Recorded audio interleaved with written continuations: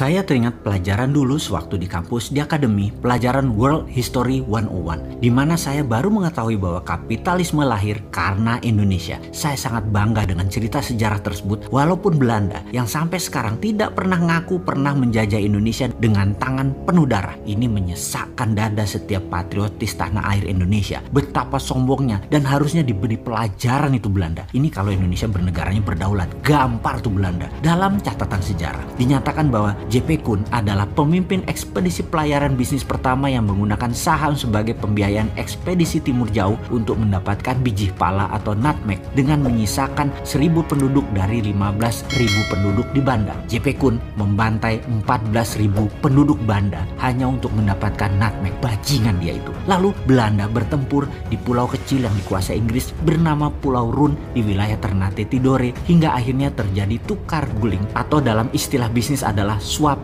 deal.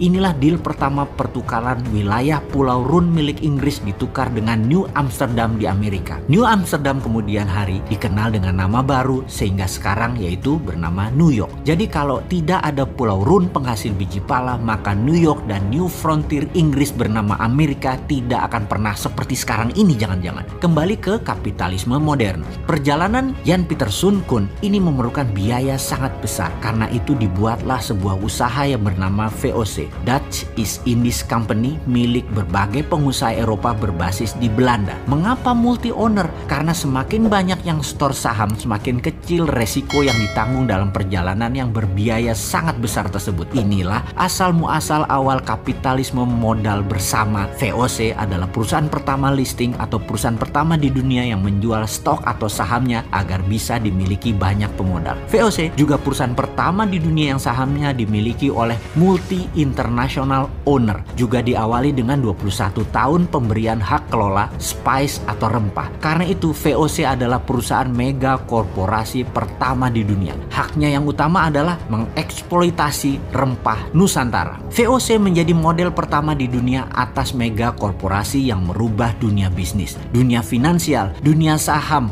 bursa efek, dunia sosiopolitik ekonomi, military political diplomasi, maritime exploration dan penjajahan ekonomi oleh perusahaan global. Sengaja saya menjelaskan panjang sejarah VOC ini agar bisa mengingatkan dari sejak awal Indonesia ini berdiri. Negara kepulauan terbesar di dunia ini adalah ditakdirkan sebagai global player. Banyak peristiwa besar yang membuat dunia seperti sekarang ini lahir dan besar karena Indonesia. Rebutan biji pala yang di zaman itu lebih mahal dari emas karena bisa menyembuhkan wabah penyakit yang saat itu melanda Eropa. Kita ambil catatan di sini bahwa kapitalisme dengan urun dana multi owner terbesar di dunia adalah VOC, perusahaan Belanda yang kalau dinilai saat ini sama dengan hartanya Google ditambah Facebook, ditambah IG, ditambah WA, ditambah Amazon, ditambah hartanya Elon Musk, sama dengan VOC. Kembali ke sejarah menarik lainnya yang bernama Coleganza. Coleganzanya Venesia, kota negara kecil di bawah protektorat Italia saat ini seperti halnya City of London. Venesia juga merupakan city country yang telah ada sejak 1200 tahun yang lalu, di mana masa kejayaannya adalah di abad 11 dan 12 jauh sebelum VOC berdiri. Mereka menciptakan urun dana namun untuk pengusaha kecil, menggabungkan kekuatan multi owner namun untuk UKM. Karena sistem ekonomi Coleganza, Venesia kaya raya dengan cepat dan mengendalikan Eropa Barat kala itu. Jadi di sini kita ambil catatan lain lagi. VOC dan sistem Coleganzanya Venesia keduanya menggunakan urun dana, dan urun dana yang terbaik adalah memiliki bursa pertukaran untuk saham atau yang dikenal dengan istilah bursa secondary, seperti halnya bursa IDX-nya Indonesia atau bursa New York Stock Exchange-nya di New York. Maka di Indonesia saat ini urun dana juga sudah menjadi solusi walau baru 1 tahun ini. Namun bursa pertukaran kepemilikan atas saham UKM belum berjalan dengan baik. Untuk itu ada baiknya pemerintah mempercepat mempromosikan untuk bursa secondary ini bisa berjalan setiap hari kerja dalam waktu segera. Santara saat ini sudah mengantongi izin bursa secondary satu-satunya di equity crowdfunding.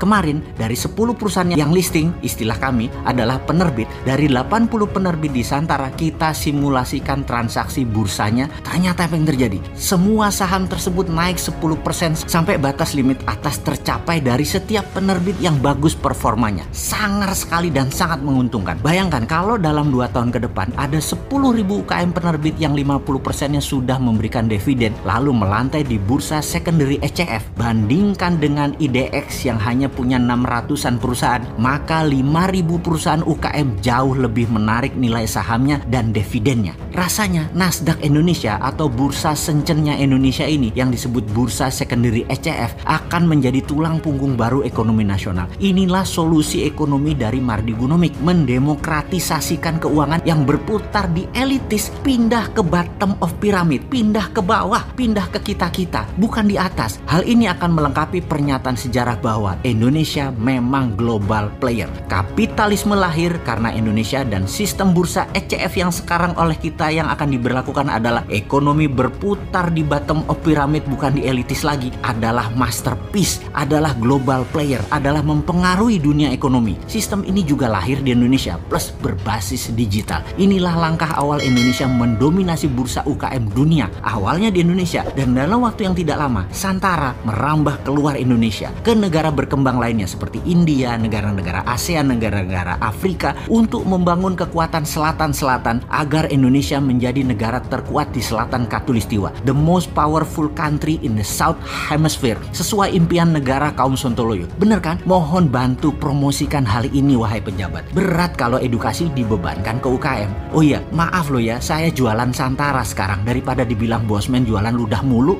Bentar, padahal emang iya ya, jualan ludah.